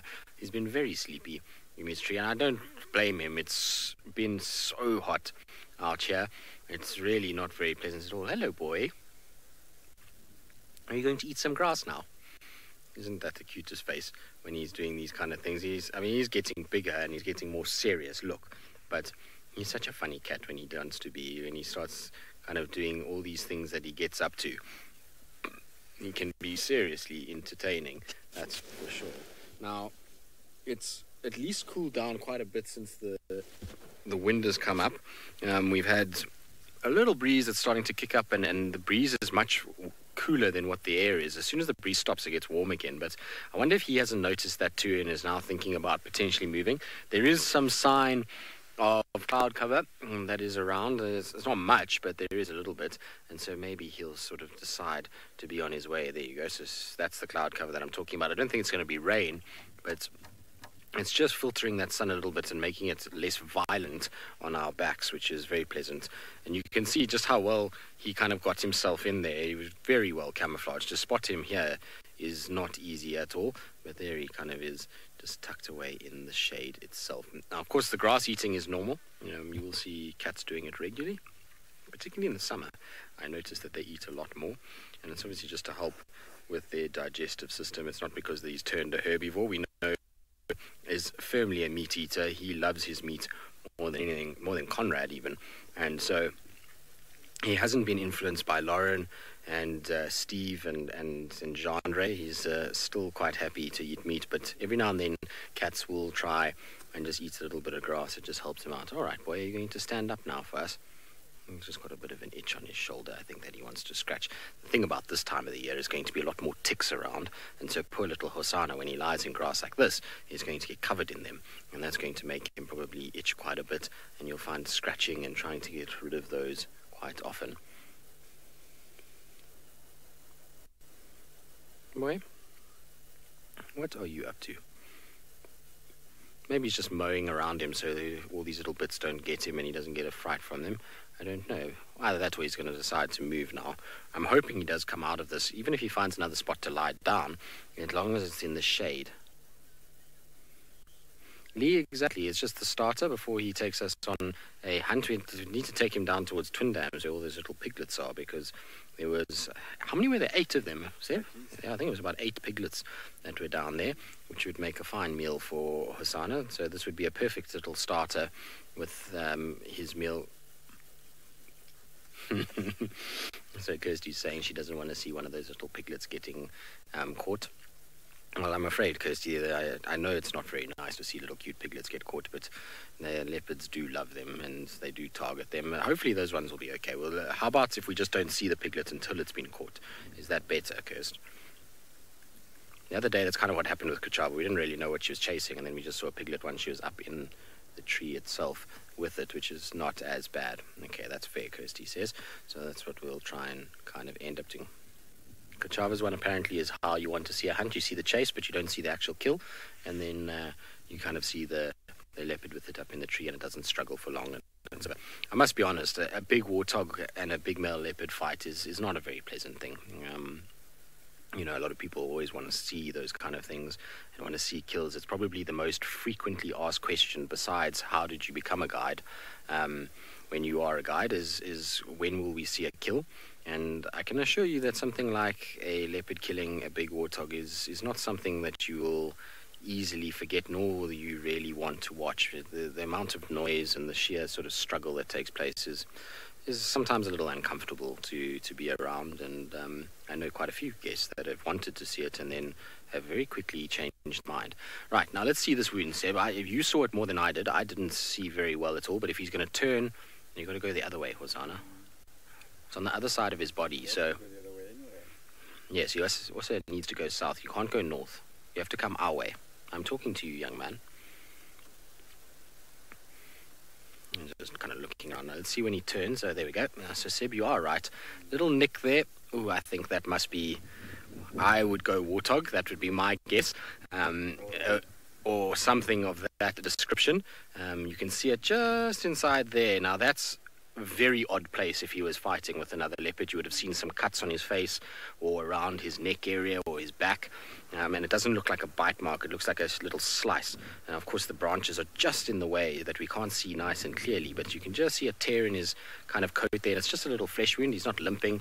After resting like that, if it was really sore, there would be a limp. So as bad as it might appear, it's actually not kind of too bad.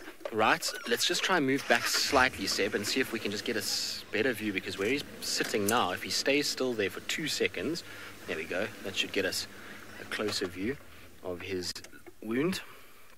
So there we go. So you see it almost looks like a little slice on his skin, which to me screams that is what I would envisage that to be. And you can see it's not deep. It hasn't kind of gone through the muscle layer. It's literally just opened up his coat a little bit, and so his spots might not be as aligned when he eventually heals. Shame, my boy, what happened to you? Did you try to get too many little piggies and you got yourself into trouble? Yes. We're going to learn that way, I'm afraid. We always say that Hosanna is such a beautiful cat, and we say the same of Tumba, but eventually they won't kind of have that same clean look about them. A male leopard's life is a hard one, and, you know, between fighting and between kind of trying to go after prey, what are you doing, boy? Maybe he's got a piece of grass stuck in his teeth. Are you cleaning your teeth so that you can be a superstar for our rehearsal? Seems that way. What are you doing, Hosanna? Maybe he's going to get sick. Here we go. Let's see. Yep. Here we go. Monique, indeed, he's doing me a solid. Thank you, Hosanna. I would give you a little fist pump, but obviously you're not going to do that because you're about to get sick. So that's what grass does, is what we're talking about just now. He's ill, and you can see how he's heaving. His whole body is kind of squeezing, and it's going to come out shortly. Can you even hear it?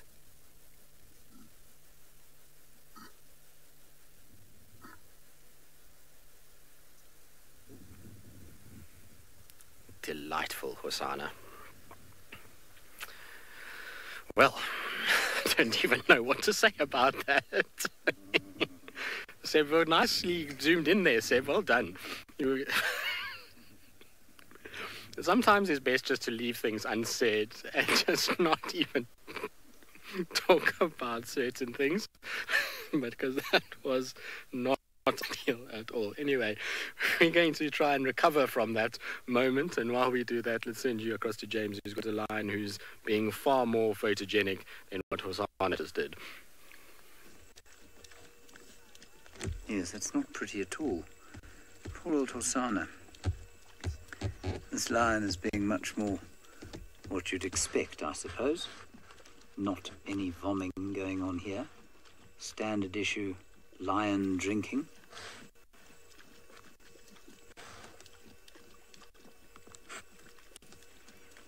Most gorgeous afternoon out here. It really is very special. So we've just come out the other side of the thicket here, gone onto the northeastern side of the thicket, and we've got the two lionesses. One of these is Kinky Tail. I think it must be the one closest to us, actually. I think they've come straight through the thicket to have a drink, and one of the males is there having a drink. Now, I know I keep banging on about this, but I don't know how viable these males are. One of them has got definitely one testicle that is functioning, or certainly it doesn't look like it's atrophied. The other one I don't think has any. And so between them, I think they've got one functioning testicle, which means their ability to further their genetic legacy is going to be severely compromised. There's Kinky Tail. Still round as a barrel, full of buffalo and quite possibly cubs as well. And behaving in an extremely ladylike manner. Bit of a limp. It's not nice to see for a new mum. I think maybe just finish doing that before you walk off, huh? There we are. Might be a bit more comfortable now. No, snooze. Fair enough. And you can apparently hear that lion drinking. They're amazingly loud when they do it, and he's been doing it now for probably about 5 minutes straight. So they do drink a lot when they can. And I suspect also that they get used to drinking. A little bit like we can condition ourselves to have slightly less water and slightly more water depending on how much you drink on a regular basis. And I suspect lions of the Mara drink a huge amount more than lions of Namibia, for example. As Kirsten says, this lion is slurping. Well, he's not so much a slurper as a licker. He's not going... Of course, that slurping sound is not a sound that is particularly attractive. Now, Bungay is shouting at me because the sun is about to go down and he'd like to show it to you. It's rather magical, really, as usual. The smell is beautiful, it's fresh. It's fertile, I suppose, because we're in this mud and with some rotting vegetation, not in an unpleasant way. Just that sort of earthy smell of, I suppose it most accurately likened to forest litter, which I'm sure most of you will understand.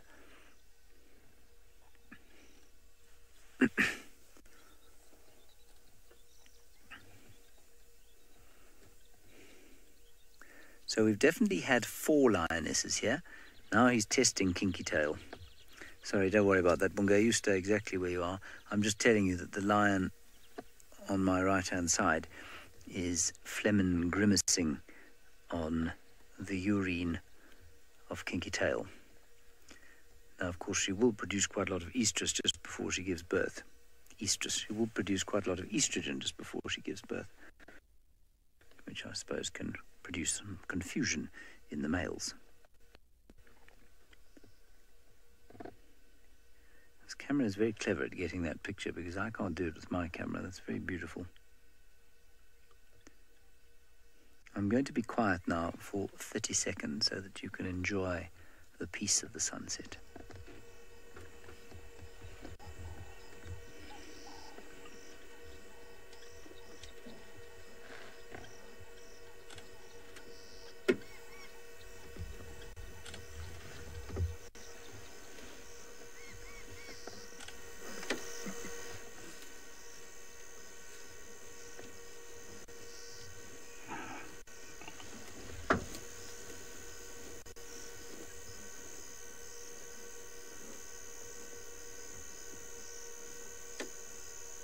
Isn't that marvellous?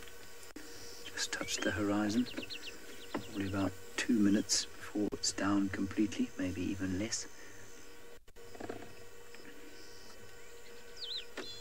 The tree is perfectly positioned, isn't it?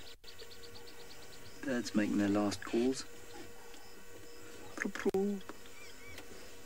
Ringneck dove. You can hear the big male lion and the females. Some guinea fowl calling. You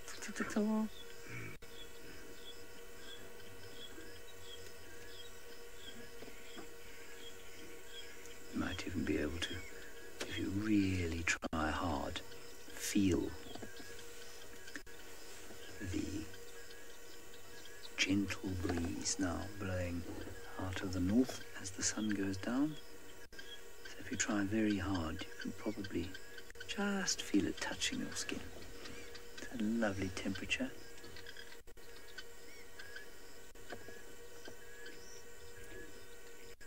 That's the guinea fowl behind us. Going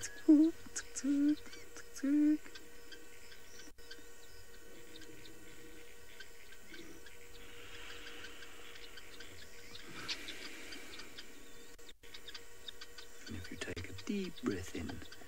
Now is when you get the strongest smell of this fertile grassland. It's like fresh mown lawn, but 20 times as good. And now the frogs start. Isn't that amazing? As the sun sets.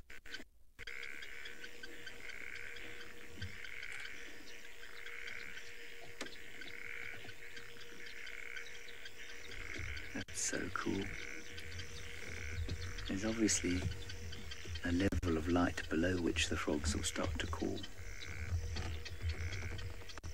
I suspect this little marsh we find ourselves in is going to get louder and louder as the evening progresses.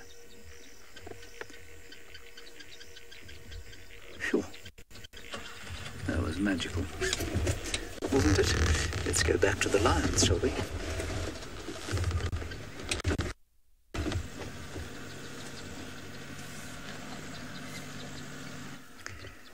Nature's Explorer, you say that was spectacular. It most certainly was absolutely spectacular. And the wonder of it all, I suppose, is that we get to do it almost every single day. And I am constantly reminded that I need to remind myself of that, because, of course, it is so very special to be out here and to be working here. All right, let's go back to Hosana, who has got up and is probably looking for something to eat.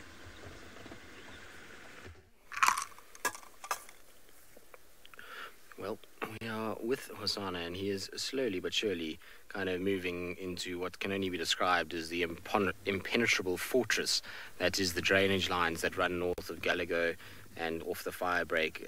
We are going to have him for, I would recommend, probably not even another 10 minutes if he starts to walk, even 5 minutes if he starts to drop into the drainage and doesn't actually use the road much. But he looks like he's on the search for food, potentially.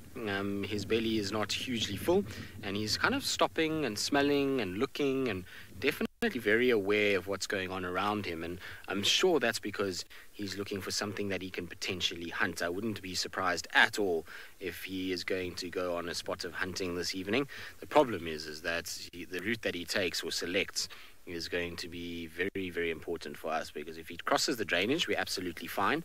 If he walks in the drainage, we've got no chance at all. And so we're going to try our very best to stay with him, but for now, it seems as though we might just have little Hosana cat for only a short while longer, which is not ideal given that we do have to do a rehearsal tonight.